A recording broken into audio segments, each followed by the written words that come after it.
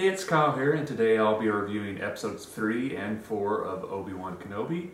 Obviously, before I get started the review, this goes without saying, I would think, there will be some spoilers in this review, so if you haven't seen the episodes yet, pause, don't watch the episodes first, and then check out this video later. Overall, really enjoyed episodes 3 and 4. I'm really loving the relationship with Kenobi and Leia. I think that's been a very common sentiment amongst a lot of the viewers I've been seeing online so far. Very pleasantly surprised with how much Leia is factoring in the series. I think I said in my first video for reviewing episode 1 and 2, I had no clue that Leia was going to be in it, and then when she was, I wasn't sure how long she'd stay in it. It would have shocked me after episode 2 if they'd find a way episode 3 that like basically she was sent back to Alderaan, and then Obi-Wan kind of goes on a different journey for the rest of the series as he's being hunted by the Inquisitors and stuff like that. So I was very pleasantly surprised when it became clear episode 3, no, Leia's going to play a big role in the rest of this series, which again, very common sentiment I've seen a lot of people. The actress who plays Leia is absolutely amazing. It's one of the best child performances that I've seen in a long time. They really nailed the casting there. And it kind of shows you how preconceptions of a series can end up being so wrong. Because I think with all the trailers and stuff, I think a lot of people were expecting maybe some Obi-Wan Luke interaction and a lot of the series to be set on Tatooine, where really we haven't really spent a whole lot on Tatooine after the first episode. I'm guessing towards the end of the series we'll get back, but I don't know. You know, Tatooine doesn't look like it's going to play a big role. It doesn't look like Luke's really going to play a big role. It looks like this series really is Kenobi and Leia, which has been very unexpected, but in a good way, because their interactions are great.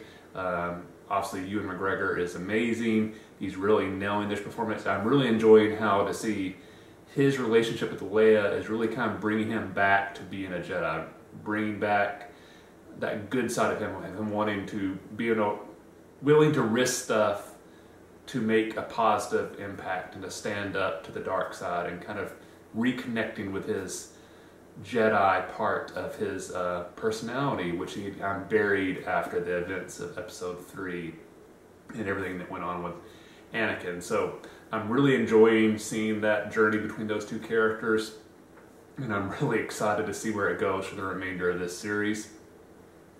Some things I kind of, other things I really enjoyed and also kind of surprised me was Darth Vader and Obi-Wan's interactions in episode 3.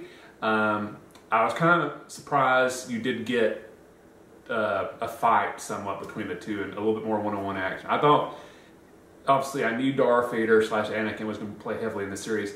I thought it'd be a little bit more cat and mouse, like where they would barely miss each other or they get glimpses but wouldn't initially have a one-on-one confrontation until later in the series, kind of like a big payoff.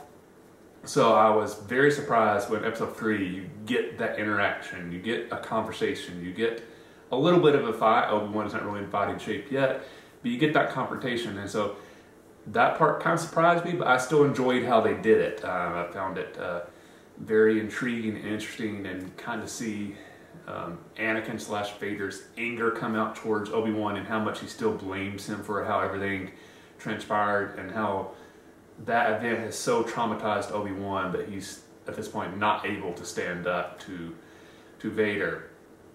Been really loving kind of learning more about this kind of underground railroad-esque thing for the Jedi, the path that's been described so far in episodes 3 and 4. Very interesting. Obviously, you're seeing kind of the early stages of the rebellion pop up. I'm very intrigued by the kind of reference all the Force-sensitive kids that they've been going through the path, and which is something we haven't really seen alluded to in a lot in the past. So I'm very interested to kind of see that depicted a little bit more. I'm wondering if we'll get to see some other Jedi they're currently hiding as the rest of the series goes on. I'm not sure if we'll get into action. If it would, that'd be really cool. The Inquisitors, loving it. Their fortress is amazing, one of the cooler sets I have seen in Star Wars, really love it. the interaction between all the Inquisitors is really, really cool, and their power dynamics, as they're all kind of jockeying for power and favor with Vader, but at the same time being terrified of Vader. It kind of shows you how powerful and how dominating Vader is, that these other individuals are almost as motivated by trying to stay out of his bad side as they are trying to gain power.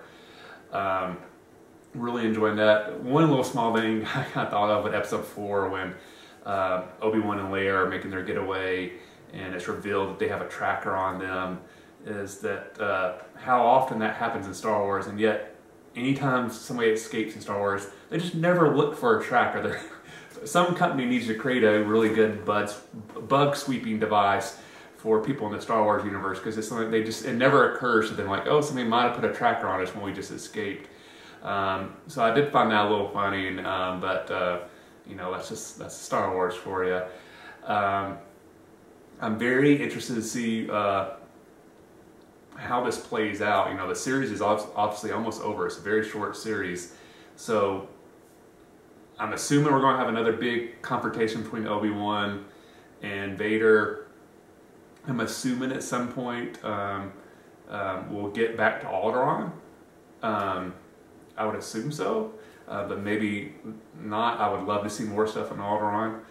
I'm hoping we see another Jedi. I think that'd be really cool. I don't have a specific Jedi, you know, I'm hoping for. I just think it'd be really cool to see another Jedi that's currently under hiding. I think that could be another way to kind of give Obi-Wan hope and kind of restore him to what we see him as in episode 4 in New Hope.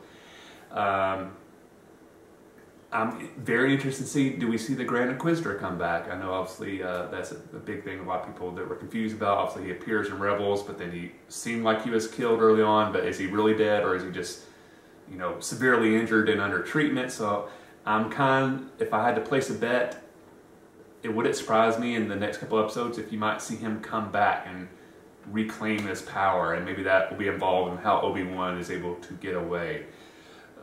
Overall, really loving this series so far.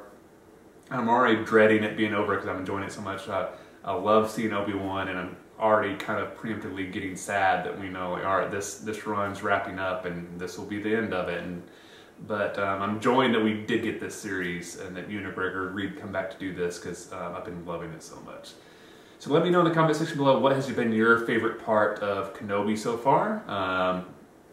It could be a setting, character, character arc, anything. Just let me know. As always, if you enjoyed this video, please hit that like button. If you haven't yet, please subscribe to the channel. I really appreciate the support. Again, I hope you enjoyed this video. I'll see you the next time, and may the Force be with you.